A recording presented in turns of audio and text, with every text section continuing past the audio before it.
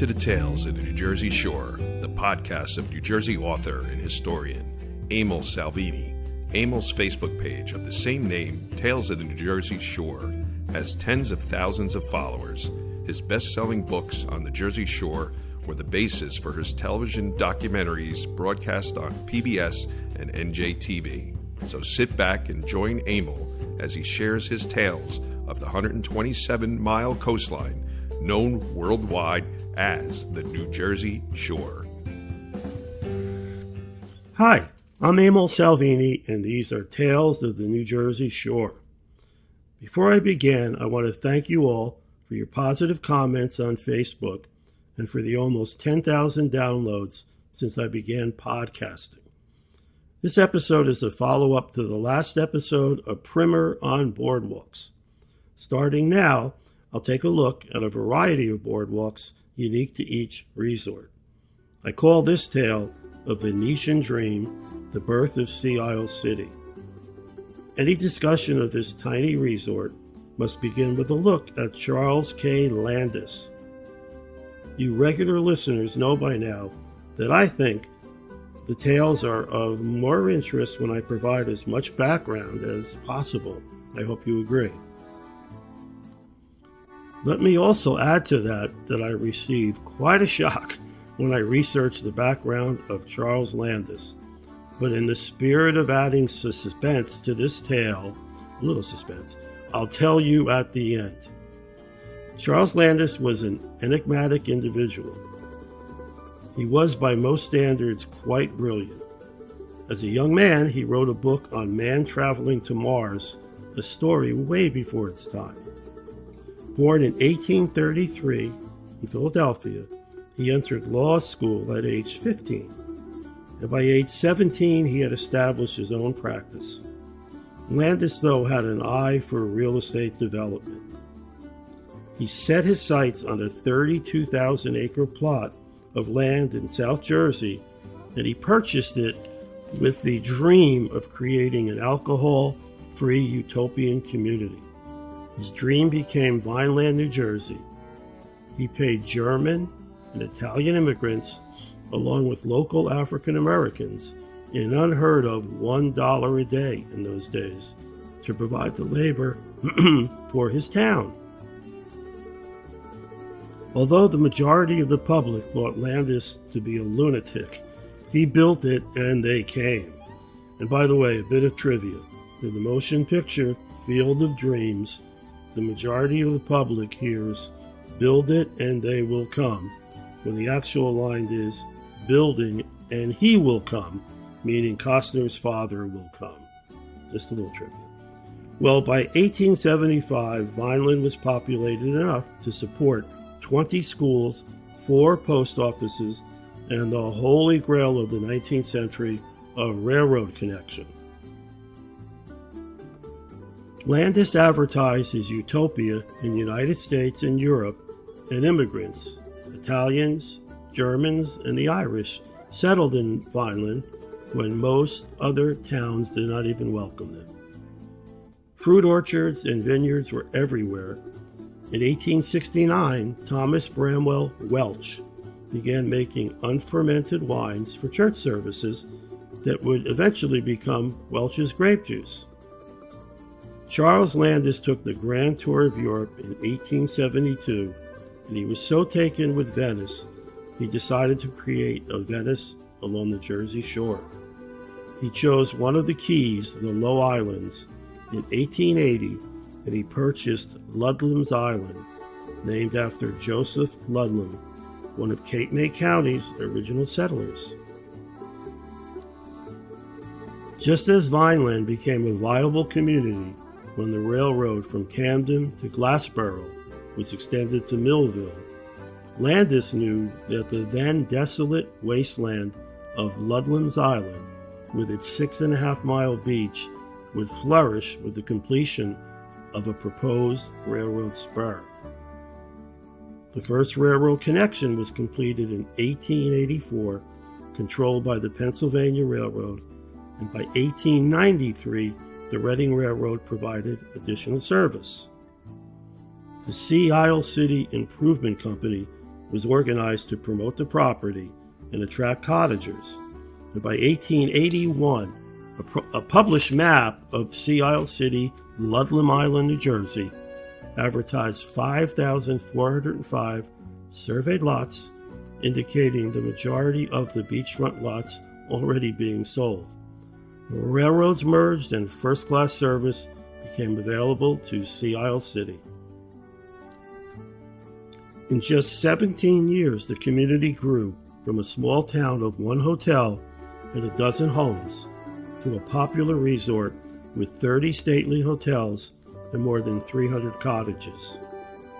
So promising were its prospects that its chief engineer wrote in a company report, quote, "With proper facilities and lots offered at reasonable prices, I do not see why this place should not become as great a resort as Atlantic City," end quote. His optimism was based on the quality of Sea Isle City's beach, or Strand as it was called back then. And in addition, a vacationer could reach Sea Isle City from Philadelphia in the same amount of time it took to get to Atlantic City. The railroads would eventually connect the Jersey Keys from Ocean City to Wildwood. Landis's Venice of the Jersey Shore quickly became a favorite of the Philadelphia elite. He planned to build a series of canals, lagoons, and Venetian-style fountains.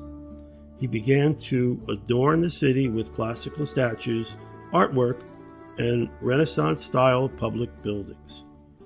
In 1893, Landis introduced electric lights to the city and the boardwalk and small pavilions along the popular walkway. In 1889, the Grand Continental Hotel was built on the beach between 25th and 26th Streets. The hotel built its own separate boardwalk from the building to the center of the resort. The Continental, 5 stories high, was the first hotel in the region to provide a steam-powered elevator, which was quite a big deal back then. And once a railroad connected a resort to a busy metropolis such as Philadelphia, a building was required for day trippers or shoobies. The tourists took advantage of fast train travel to spend the day at the beach and return home that night. Why shoobies? Well, because they would pack their lunch in a shoebox and store it under their railroad seat. That's the way the story goes. While the hotel owners disliked them since they left at night, smart entrepreneurs realized they were a reality and money could be made catering to them. So the Landis family built the 3-story Sea Isle City excursion house. The day trippers needed the place to change, rent bathing suits, buy drinks, ice cream, and enjoy entertainment, such as indoor roller skating, music, prize fights, talent shows. Well, you get the picture. The excursion house quickly became the center of public events for the resort. 1906 saw the first public boardwalk constructed along with the Ocean's Pier. Primarily, it was a fishing pier built at the foot of 41st Street and 42nd Streets. By 1915, residents and tourists could avail themselves of a trolley line that paralleled the ocean from Avalon to Ocean City. So you might ask, what happened to the competition with Atlantic City? Because today, Sea Isle City is a modest summer cottage community with a small seawall boardwalk-style amusement area. One of the unforeseen challenges the city engineer did not see in late 19th century was that the railroad connections were a two-edged sword. They not only gave Philadelphians access to Sea Isle City, but to the other Jersey Key resorts. This competition lowered the city's real estate values. While the original wooden walkway extended from 20th Street to 63rd Street, Mother Nature seemed to have a vendetta with the Sea Isle City boardwalk. The walkway with its electric lights, amusements, food merchants, even bragged of operating an original Denzel hand-carved carousel built by Philadelphian William Denzel. But beginning in 1928, the resort began to earn the title of the city that refuses to quit, as a storm wiped out the first boardwalk. This was only the beginning, or round one. A series of smaller storms damaged and shortened the boardwalk until the Great Atlantic Hurricane of 1944, that they didn't name hurricanes back then, devastated the boardwalk in parts of the city. The city that refuses to quit didn't give up, and they rebuilt the wooden walkway. You have to give them a lot of credit for that. Then in 1962, the Great Nor'easter, or March storm, became the most destructive storm along the New Jersey coastline until Hurricane Sandy. I plan a podcast of this storm, but for now, let's just say the devastation was caused by 6 high tides over 3 days. The storm stalled and no one could stop the flooding for those 3 long days and nights. An aerial view of Sea Isle City is heartbreaking. The boardwalk, the carousel, buildings, amusements, homes, all washed away. This time the city gave up the ghost and built a dune line and strengthened it with heavy boulders and topped the seawalk with an asphalt promenade. Charles Landis's dream of creating a Venice on the Jersey Shore never materialized. I have some aerial photos circa 1950 of a few canals that could have been the beginning of a basic layout. They were dug and still exist in the Bayside section. It's really not clear if or how many Venetian-style statues Landis purchased for his city, but none remain today. His vision of classical public buildings were just a vision, probably due to the lack of funds. And now for the shocker I promised you at the beginning of the podcast. While researching Landis for one of my books, I scanned numerous Vineland, New Jersey newspapers. I found one that caught my eye. It appears the editor of the Vineland Independent, a man named Yuri Caruth, was working in the newsroom when a man with a newspaper rolled under his arm walked into the office and shot Caruth in the back of the head. He lingered on for 7 months, but eventually succumbed to the gunshot wound. The shooter, you guessed it, Charles K. Landis. Yes, the same Landis. This was after he created Vineland and before his trip to Italy and his vision of Sea Isle City. King Landis, as he was known, had quite a temper. He had a long-standing feud with the Vineland Independent and Yuri Caruth. The straw that broke the camel's back was an article penned by Caruth that stated the king was committing his wife to a mental institution. Some say the Landis trial was the O.J. trial of the late 19th century. Landis hired his dream team of 7 attorneys and appears to have received good value since he was found not guilty based on a temporary insanity defense.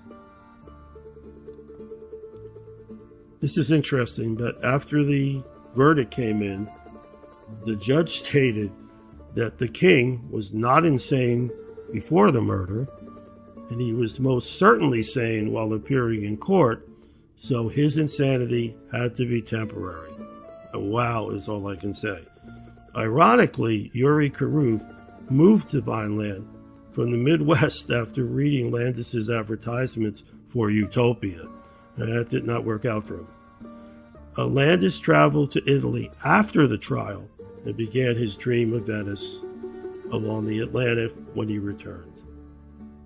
So I hope you enjoyed this new episode. Please pass the link for it to your friends and relatives. And by the way, I'd like to thank my nephew Scott Nagel for his help on the technical end of my podcast. and my wife Nancy for her suggestions and support. I'd also like to thank my good friend Jeff Bassick for his interest and for being a good sounding board for many of my ideas.